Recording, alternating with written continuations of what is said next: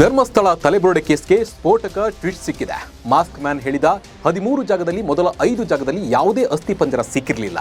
ಆದರೆ 3ನೇ ದಿನವಾದ ಇಂದು 6ನೇ ಜಾಗದಲ್ಲಿ ಅಸ್ಥಿಪಂಜರದ ಅವಶೇಷಗಳು ಪತ್ತೆಯಾಗಿದೆ.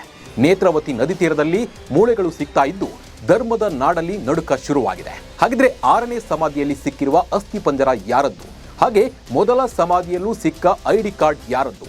9ರಿಂದ 13ನೇ ಪಾಯಿಂಟ್ಗಳು ಕುತೂಹಲವನ್ನ ಕೆರಳಿಸಿದ್ದು ಯಾಕೆ ಅನ್ನೋದ್ರ ಜೊತೆ ಸಾಕಷ್ಟು ವಿಷಯವನ್ನ ನಿಮ್ಮ ಮುಂದೆ ಇಡ್ತೀನಿ.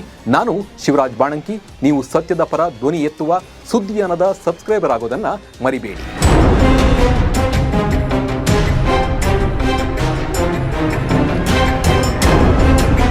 ಧರ್ಮದ ನಾಡಿನಲ್ಲಿ ಮಾಸ್ಕ್ ಮ್ಯಾನ್ ತೋರಿಸಿದ 13 ಜಾಗದ ಪೈಕಿ ಪಾಯಿಂಟ್ ನಂಬರ್ 1, 2, 3, 4, 5ರಲ್ಲಿ ಎಷ್ಟೇ ಜಾಲಾಡಿದ್ರು, ಎಷ್ಟೇ ಆಗಿದ್ರು ಏನೇನೂ ಸಿಕ್ಕಿರಲಿಲ್ಲ. 2 ದಿನ ಏನೂ ಸಿಕ್ಕಿಲ್ಲ ಅನ್ನೋದನ್ನ ನೋಡಿದ ಜನ ಏನೇನೂ ಇಲ್ಲ, ಆ ಮಾಸ್ಕ್ ಮ್ಯಾನ್ ಬುರುಡೆ ಬಿಡ್ತಾ ಇದ್ದಾನೆ ಅಂತ ಎಲ್ಲರೂ ಅಂದ್ಕೊಂಡಿದ್ರು.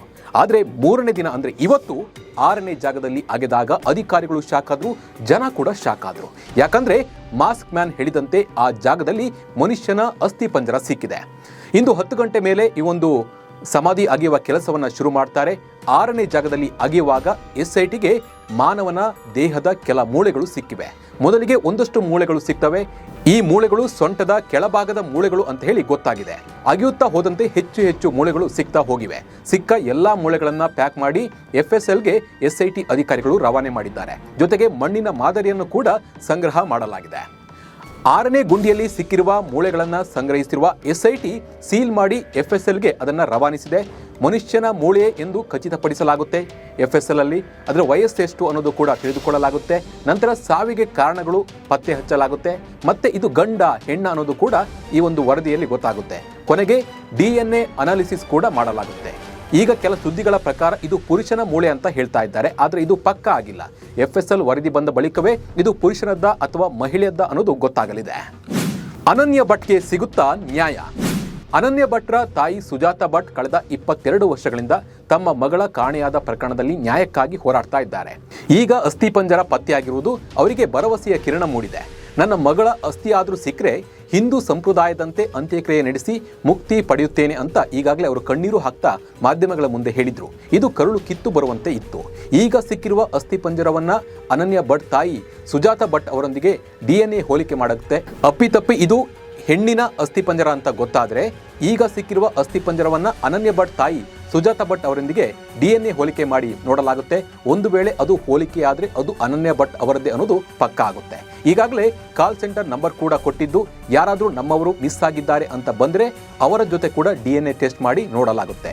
ಇನ್ನು ಈಗಾಗಲೇ ಅಸ್ಥಿಪಂಜರ ಪತ್ತೆಯಾಗಿರೋ ಜಾಗ ಯಾವುದು ಅನ್ನೋದನ್ನು ಕೂಡ ಅಧಿಕಾರಿಗಳು ಮಾಹಿತಿಯನ್ನು ಕಲೆ ಹಾಕ್ತಿದ್ದಾರೆ. ಅದು ಕಂದಾಯ ಭೂಮಿನ ಅಥವಾ ರಿಸರ್ವ್ ಫಾರೆಸ್ಟ್ ಅನ್ನೋ ಬಗ್ಗೆ ಮಾಹಿತಿಯನ್ನ ಕಲೆ ಹಾಕ್ತಿದ್ದಾರೆ. ಯಾಕಂದ್ರೆ ಧರ್ಮಸ್ಥಳದ ಗ್ರಾಮ ಪಂಚಾಯಿತಿಯವರು ನಾವು ಈ ಪ್ರದೇಶದಲ್ಲಿ ಸಾಕಷ್ಟು ಅನಾಥ ಹೆಣಗಳನ್ನ ಹೂತು ಹಾಕಿದ್ದೇವೆ, ಅದರ ರೆಕಾರ್ಡ್ಸ್ ನಮ್ಮ ಬಳಿ ಇದೆ ಅನ್ನೋದನ್ನ ಅವರು ಹೇಳಿದ್ರು. ಹೀಗಾಗಿ ಈಗ ಸಿಕ್ಕಿರುವ ಜಾಗದಲ್ಲೇ ಗ್ರಾಮ ಪಂಚಾಯಿತಿಯವರು ಶವ ಸಮಾಧಿ ಮಾಡಿದ್ರಾ ಅಥವಾ ಮಾಸ್ಕ್ ಮ್ಯಾನ್ ಹೇಳಿದಂತೆ ಬೇರೆ ರೀತಿಯಲ್ಲಿ ಆ ಶವಗಳನ್ನ ಹೂತು ಹಾಕಿದೆಯಾ ಅನ್ನೋ ಬಗ್ಗೆ ಕೂಡ ತನಿಖೆ ಮಾಡಲಾಗುತ್ತೆ. ಯಾಕಂದ್ರೆ ಈಗ ಆ ಜಾಗದಲ್ಲಿ ಗ್ರಾಮ ಪಂಚಾಯಿತಿಯಿಂದನೇ ಶವ ಹೂತಿದ್ರೆ ಅದಕ್ಕೆ ರೆಕಾರ್ಡ್ಸ್ ಇರಬೇಕಿತ್ತು. ಮತ್ತು ಅದಕ್ಕೆ ಎಲ್ಲ ರೀತಿಯ ಪೊಲೀಸರ ಸಮ್ಮುಖದಲ್ಲೇ ಅದ ಮಾಡಿದ್ರ ಅವೆಲ್ಲವನ್ನು ಮಾಹಿತಿ ಕೂಡ ಕಲೆ ಹಾಕಲಾಗುತ್ತೆ. ಬಟ್ ಮಾಸ್ಕ್ ಮ್ಯಾನ್ ಮತ್ತು ಅವರ ಪರ ಇರೋರು ತುಂಬ ಕಾನ್ಫಿಡೆನ್ಸ್ನಲ್ಲಿ ಇದ್ದಾರೆ. ಕಳೆದ 5 ಸಮಾಧಿಗಳು ನದಿ ತೀರದಲ್ಲಿ ಇದ್ದಿದ್ದರಿಂದ ಅಲ್ಲಿ ಪ್ರವಾಹ ಬಂದಾಗ ಆ ಮಣ್ಣುಗಳು ಕೊಚ್ಚಿಕೊಂಡು ಹೋಗಿರಬಹುದು. ಆಮೇಲೆ ಮತ್ತೆ ಹೊಸ ಮಣ್ಣುಗಳು ಕೂತಿರಬಹುದು. ಹೀಗಾಗಿ ಆ ಜಾಗದಲ್ಲಿ ಅಸ್ಥಿಪಂಜರ ಸಿಗದೇ ಇರಬಹುದು. ಆದರೆ 6ನೇ ಪಾಯಿಂಟ್ಸ್ನಲ್ಲಿ ಈಗ ಅಸ್ಥಿಪಂಜರ ಸಿಕ್ಕಿರುವುದು ಕೇಸ್ಗೆ ಬಿಗ್ ಟ್ವಿಸ್ಟ್ ಅನ್ನು ಕೊಟ್ಟಿದೆ.